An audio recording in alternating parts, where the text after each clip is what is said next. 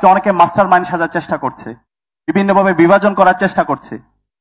আমি আজকের এই প্রোগ্রাম থেকে দৃঢ়ভাবে ঘোষণা করছি, 24-এর ছাত্র জনতার অভ্যুত্থানের মাস্টার মাইন্ড হচ্ছে আমাদের শহীদেরা, আমাদের গাজীরা। আমাদের শহীদ এবং গাজীদের আত্মত্যাগের মাধ্যমে আজকে আমরা ফেসিবাদ মুক্ত বাংলাদেশ পেয়েছি। জনতার অভ্যুত্থানের 5 জুন থেকে 36 জুলাই পর্যন্ত পলিসি মেকিং এবং মাঠ পর্যায়ে সমন্বয়ের সাথে আমরা যুক্ত ছিলাম। বিশেষ করে ইসলামী ছাত্র শিবিরের তৃণমূল থেকে কেন্দ্র পর্যন্ত সকল জনশক্তির এখানে যুক্ত ছিল। এর পাশাপাশি এদেশের সকল ছাত্র সংগঠন, রাজনৈতিক দলের নেতৃবৃন্দ, কৃষক, শ্রমিক, আপামর ছাত্র জনতার স্বতঃস্ফূর্ত বিস্ফোরণ ছিল আমাদের 24-এর ছাত্র জনতার অভ্যুত্থান। আমাদের 24-এর ছাত্র জনতার অভ্যুত্থানের আজকে অনেকে মাস্টার মাইন্ড সাজার চেষ্টা করছে, বিভিন্নভাবে বিভাজন করার চেষ্টা করছে। আমি আজকের এই প্রোগ্রাম থেকে দৃঢ়ভাবে ঘোষণা করছি, 24-এর ছাত্র জনতার অভ্যুত্থানের মাস্টার মাইন্ড হচ্ছে আমাদের শহীদেরা, আমাদের গাজীরা। আমাদের শহীদ এবং গাজীদের আত্মত্যাগের মাধ্যমে আজকে আমরা ফেসিবাদ মুক্ত বাংলাদেশ পেয়েছি।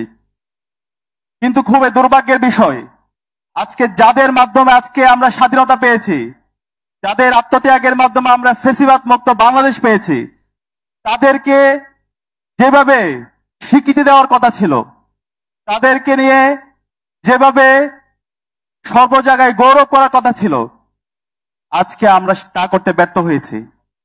আজকে শুধুমাত্র বাংলাদেশ জামাত ইসলামী আমরা দেখতে পেয়েছি দেশের প্রতিটি শহীদদের পরিবারের কাছে কাছে গিয়ে ওনাদের জায়গা থেকে সীমিত সামর্থ্যের সবটুকু দিয়ে ওনারা সহযোগিতা করার চেষ্টা করেছে।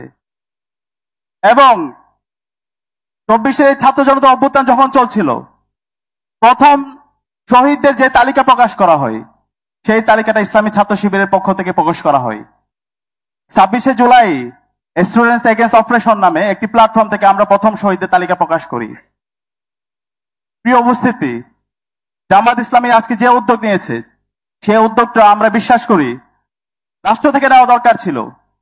কিন্তু আজকে 6 মাস যাওয়ার পরও রাষ্ট্র থেকে শহীদদেরকে নিয়ে দৃশ্যমান কোনো কাজ আমরা দেখতে পাইনি। পাশাপাশি বাংলাদেশে যে রাজনৈতিক সংগঠনগুলো আছে, তাদের থেকে যে পরিমাণ শহীদদেরকে নিয়ে কাজ করা দরকার ছিল, সে জায়গায় আমরা দৃশ্যমান কাজ দেখতে পাচ্ছি না। আমি সবাইকে আহ্বান করব, শহীদরা আমাদের প্রেরণার বাতিঘর, তাদের আত্মত্যাগের মাধ্যমে আজকে আমরা ফেসিবাদ বাংলাদেশ পেয়েছি। তাদেরকে নিয়ে আমরা যেন ক্রেডিটবাজি না করি, আমরা যেন তাদেরকে সর্বোচ্চ সম্মাননা দিই। রাষ্ট্রের জায়গা থেকে আমাদের শহীদদেরকে যেন সর্বোচ্চ সম্মাননা দেওয়া হয়, এবং আমাদের যারা আহত আছে, আমাদের যারা গাজী ভাইরা আছে, তাদের যেন যথাযথ দায়িত্ব নেওয়া হয়।